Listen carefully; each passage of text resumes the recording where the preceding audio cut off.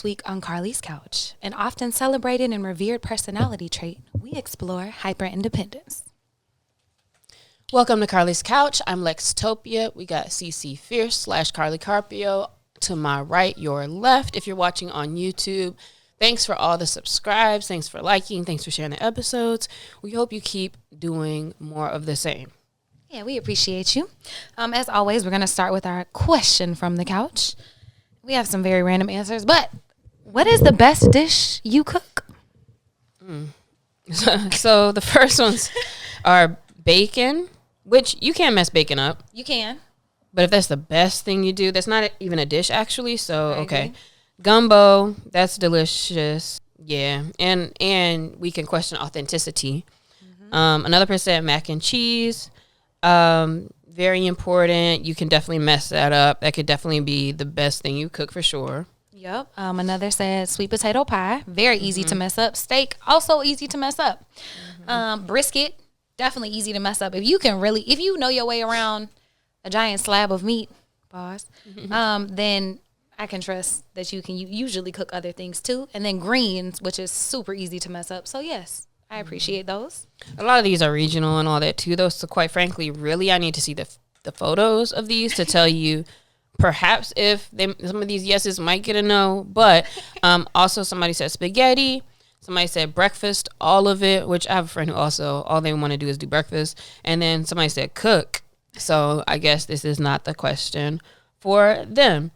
So yeah, thank you all. I wonder how many of you guys made those dishes for the recent holiday, since a lot of these would have been pretty good Thanksgiving foods too. What's your best dish? Do you have one that you claim? Not really. There's different things that I used to have people always want me to bring to events and stuff, which was like banana pie, banana pudding, and might have been some other things. But like I've gone through different like phases of cooking and stuff, but I can cook anything. So like it just isn't a big thing for me. Yeah. I don't have a thing. I say mine, I would say if someone were to ask that, mine would be shrimp and grits. Like I love making it and that's like a thing. But also I love cooking and cook all the time and anything. Okay. Get your shrimp and grits over at Carlie's counter. Today we're going to talk about hyperindependence, which is interesting. The first thing that comes to my mind is of women when we say that, which is interesting because I feel like there is a lot of women. There's a lot of tropes around like strong black women. It's just a lot of different things where you think about women who, in a sense, want to feel empowered and can do everything themselves and or don't want to feel that they have to be attached to the other sex or the patriarchy, et cetera, et cetera. So that's the first things that come to my mind is when I think of hyperindependence is of women who fall into that space of, well, they want to do everything themselves and like they're not waiting for anybody and nobody's going to stop them. Same.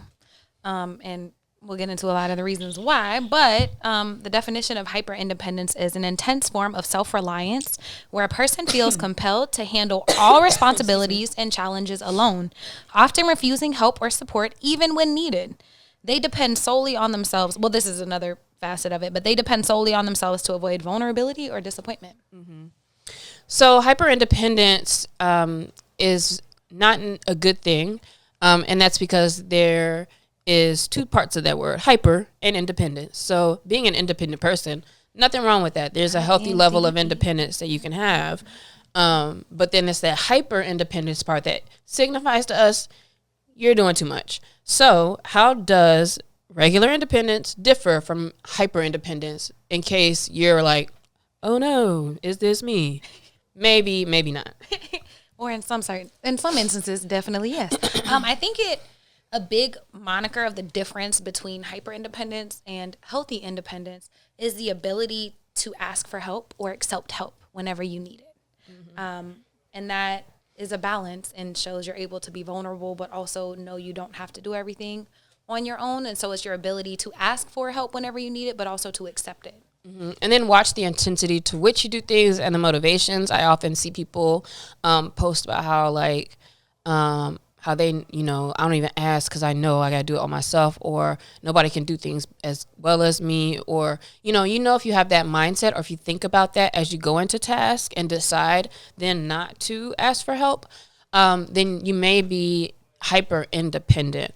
And there's a lot of origins for people becoming hyper independent, most of which are around the fact that at some point you were let down. Somebody said they was going to do something, or maybe you imagined, you hoped somebody was going to do something and they didn't, because sometimes we can make our own little games in our head. But at some point, for a lot of folks who are now hyper independent, they just have been very let down by the people around them. And whether that's because your family may not have had a lot of money and so they couldn't help, or if it's, oh, your boy stabbed you in the back and, you know, some whatever else, and they chose to betray you. Either way, that may have festered in you to realize that you cannot look to anybody else for help, because so far it seems like nobody has been there. Yeah, and we're definitely, as women, Black women specifically, but also brown, indigenous women, like, society kind of forced a lot of things on them and us to be independent and have to do certain things by ourselves and all that. And so that also travels down. And so thinking about how generational trauma comes down, how society has enforced that on us, and then enforced those familial systems, like you said, where people just didn't have that reliable support, either in time, in presence, money, etc., love, all of those things. And keep in mind that it is a defense mechanism. So those origins that we talked about, whether it be, you know, being let down by society or society shaping things in that way, or the fact that you didn't have reliable people around you, or betrayals in your life, you are now making the decision to be hyper independent because you don't want to feel those ways. And so this is your way of coping with that. It's a way that you are defending yourself against that hurt. So thinking about that now, it makes obvious sense to me that one of the biggest kind of downfalls of being hyper independent is that you're now going to feel isolated, because essentially you are isolating yourself. You're not even letting people help you, get close to you, or be able to support, even if they could. And it's just fostering a bad sense of emotional well-being overall, because not only do you feel isolated, but you feel like nobody's going to help you. You're living your life in a way where nobody could help you, even if they wanted to. So it's just reinforcing this. So now you feel alone. You feel forced to be alone. You're resentful and angry about having to do everything by yourself, or that people aren't supporting you. And it just is like building and building and building. It becomes a lot of stress on you. I would also say it really affects your health. Mm-hmm. And it affects your health too, because not only do you kind of have this like ill will of the world and you feel like you have to do the most, but because you probably do the most, now you're all burnt out. Because you do the most and because you're burnt out, it doesn't really matter how much you do, because you're not moving probably effective and efficient as you actually could. And because a lot of times we have a ceiling. If I'm hyper independent, that's cool. That just means I can only get as far as I can get. And we all know the stories that there are so many embassies. There are so many empires that have been built because of people's support and help in some kind of way, whether it's people introducing you to somebody, whether it's investment, et cetera, et cetera, et cetera. You can't do everything by yourself. If you do, you can only go to a certain level. So keep that in mind. Yeah, together is really the only way that we can move forward. But then it also leads to resentment of others as well, because during this whole time that you have said this story about how nobody can do things like you, nobody has helped you, nobody cares, nobody is asking me how I'm doing, working on this or that, et cetera, you are building up resentment, continued resentment that's putting you in this cycle. And meanwhile, people don't even know what's going on with you. I said to somebody, I was like, oh yeah, they don't check in about something with work or something like that. And they're like, well, do they even know what's going on with you? And then my answer was like, not really. But also, I realized I also didn't talk about it with them, because I was like, they actually have shown me in the past, like, they don't really have anything to add there. So that's why I don't. And so really what the finality of that combo was just that, oh, okay, well, why would I even expect certain help from certain people? So Definitely you still have to have discernment and make it make sense where you reach out for help or where you expect people to be there for you, because everybody doesn't have the same capacity. But if you isolate yourself, you're only going to continue to resent people and probably be by yourself for a while. And so for signs of hyperindependence, emotional distance and isolation, it's not just about being able to be by yourself and enjoy your own company. Like that's a great thing. That's actually a healthy sign of independence. But it's about a deep-seated fear of like letting people in, of being scared they're going to hurt you, or knowing that they're going to let you down, which leads to this cycle of loneliness, in this facade of you don't need anybody, you can do everything by yourself, da da da da da. Yeah, I love that. It leads to a cycle of loneliness despite the facade of self-sufficiency.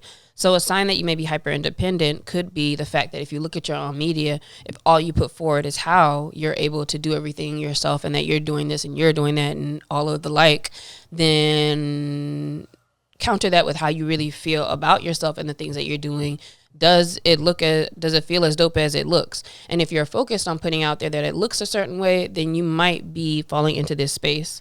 Another piece of that too is that definitely incorporating more we language and our and like team and other people. If that's hard for you to do that, then you might be hyper independent. And or you might just not have a team, which also I think that could be a sign, is like if you just don't really have people around you in general. If you're working by yourself, if you're not going out, if you're not doing too much communications, then you're probably hyper independent. If you're also like super busy and doing the most. And a lot of that is because you're avoiding vulnerability. So for example, if you don't have a team for your business, you might be scared people are going to let you down. Maybe someone let you down in the past, but also maybe you're ashamed of not having all your stuff together. And so you want to make it look like you're good. And so you don't ask for help because then people will see how bad your finances really are or whatever really is going on behind this facade. And that makes it difficult to like really connect with other people to then actually get the help that you need. Mm-hmm. And all of those things, you also don't trust people. And so, of course, you're not going to open up to them and end up in a space where you can't be vulnerable also. You may be hyper independent if you have an overwhelming need of control, even in like relationships or things with other people. If everything has to kind of go your way or in your mind, there's like this one roadmap that has to be followed, then that's a sign you're only depending on, you know, your own thoughts and what you want to, how you think things should happen, etc. And so open up to allow other people to act, even taking some of that like out of your mind, like allow other people to kind of come up with the ideas and to lead in different settings as well. Yeah, because this stems from trauma. Hyperindependence stems from trauma. And so it's amazing that you were able to get through the things that you had to get through whenever you had to be a hyperindependent and you really were by yourself. Like my mom worked, like we were very poor and she worked a whole bunch of jobs. So I was by myself a lot. I am really good at being by myself, at doing things by myself. I am good at being my own parent. That's why I'm so strict on myself. There's all these things. But the difference is like those coping mechanisms that helped me survive back then do not help me now. And so if I want to have healthy relationships and be able to be intimate and be vulnerable with people, I really had to approach this hyper independence and recognize that I don't have to do that anymore. And I want to be in a loving and supportive relationship where I can trust my partner to also be there for me. And so when we're looking at how it impacts your life, like that's how, if you want to have open, vulnerable relationships where you don't have to do everything, where you can be soft or you can let people try to, you know, support you and show up for you, then you actually have to face your hyperindependence. Mm-hmm. And it makes sense for a lot of people with maybe their earlier relationships, if they grew up realizing they can't depend on a parent or their parents, which are people who brought you into the world, right? And like, who else can you depend on? If you've been let down by your parents in any way, you can imagine that somebody may have a fear of dependency and a very deep-rooted fear of trusting people from even being there for you the way that they say, just because you have not seen that. And so if you are a person who's fearful of being too dependent on somebody, which keeps you kind of apart from folks and to keeping a certain space in between you, then that's also a sign of hyper independence. And like Carlie was saying, it impacts your life so much because of, first of all, like with relationships, right? You can't get close to anybody that you can't be vulnerable with. truly you feel close with people who are there with you in something, like, you know, going through something, whether they support you, however small or large, giving people the opportunity to help or even letting them in the first place on what's going on, is always just going to be something that strengthens and makes your relationships a little bit more intimate and strong. Yep. It can also affect your career, your business, and your mental health, because you're burnt out trying to do everything by yourself. You can also only grow as far as your brain knows ideas and can push yourself and your energy. And so imagine how you could amplify that if you had fresh energy on your team, you had somebody to bounce ideas off with to help you execute and do different stuff. And so when thinking about, not only does it affect your relationships, it really impacts your business and your career life too. Mm-hmm. And imagine being hyper independent is being in a survival mindset, because only in a survival space is like you can only depend on you, and right now, like, that's all you have, but you don't. So it's almost like you're saying F you to all the resources and people and things that have been put in the world around you, that are here to help grow with you and help you to move through and accomplish like what you're here to do. And for all my manifesting mommies and poppies and people, if you are shutting yourself down for help and energy and love from other people, then you're telling the universe you don't need anything else. And so it's just furthering your story that you really have to do everything by yourself, because that's what you're telling the universe. Mm-hmm. And you know what's so funny about that is that oftentimes when you're in those spaces, because I wouldn't define myself as like hyper independent, but I know I can be extremely independent and have maybe been in periods that could have been seen as hyper independent. But what's the funniest thing about it is that the whole time what you really wish for is like somebody to save you from that whole thing. When you are going so hard, or like things don't feel like they are panning out the right way, or just enough, right? Because you might be fine, but like even think about being burnt out, or if you're a business owner especially, or something where it's like you're really going hard during the day and the night, and it's like, hey, what if you actually, instead of just kind of imagining and fantasizing about being saved or that something's going to happen, like you're shooting your own self in the foot and you're holding your own self back, because it's actually not that hard.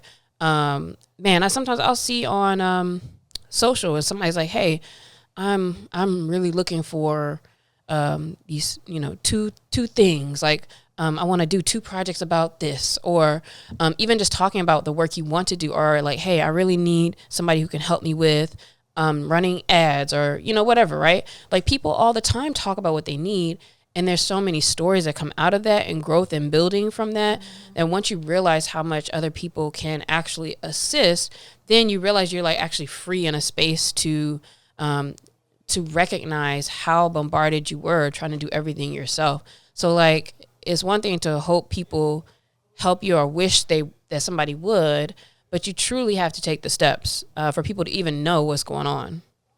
Yeah, I think that's a huge one. And whenever you do, imagine how much free energy you have whenever you're not fighting for your life every day to survive and to make sure you get everything done. How much fresh new energy you can focus on new projects, can pour into a relationship, can adventure the world, can actually spend time doing things that that bring you joy and that pour into you. Like that's why this is so important. And so we've talked about how it impacts us. We talked about where it came from, what it looks like in our lives.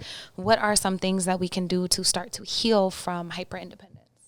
Well, first take a look and stock at your life and consider spaces where you may be hyper independent, and those are probably the spaces where you feel resentment, like, gosh, I wish I had some help here. And then next, I would say, now look at your efforts for closing that gap. So my steps are kind of that I would think about are a little more like the tactical ones of assessing, like writing that down, seeing where you could use help or how, and then actually like expressing that, even if it's like on a LinkedIn or something, as opposed to like you just calling your friend randomly.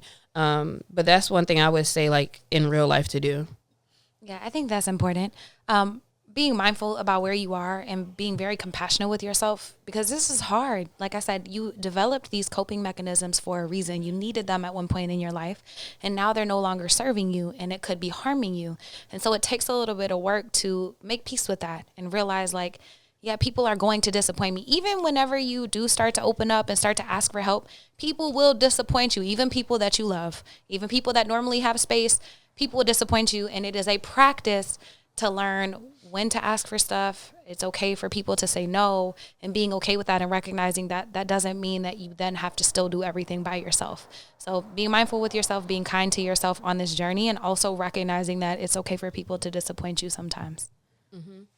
And you can do that by starting slow and being gradual, and by challenging yourself to, when you're out and about, maybe it's thinking about how you could be vulnerable in small ways, or even in like conversations, of course, with the people you already know, in meetings, etc. Right?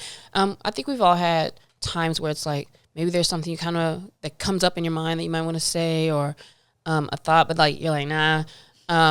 So sometimes it's like, practice your discernment and go ahead and say the thing, or be vulnerable, or express what you need to express, because you never know also how much somebody wants to support and help you and be there for you.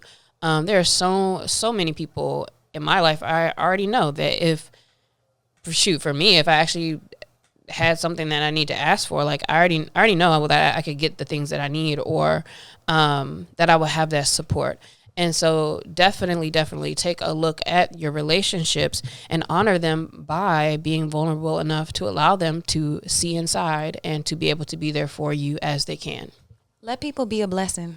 Let them pour into you. You never know how that fills them up too. And whenever you never ask for help, you're also taking away that gift from them of being able to support you and love on you.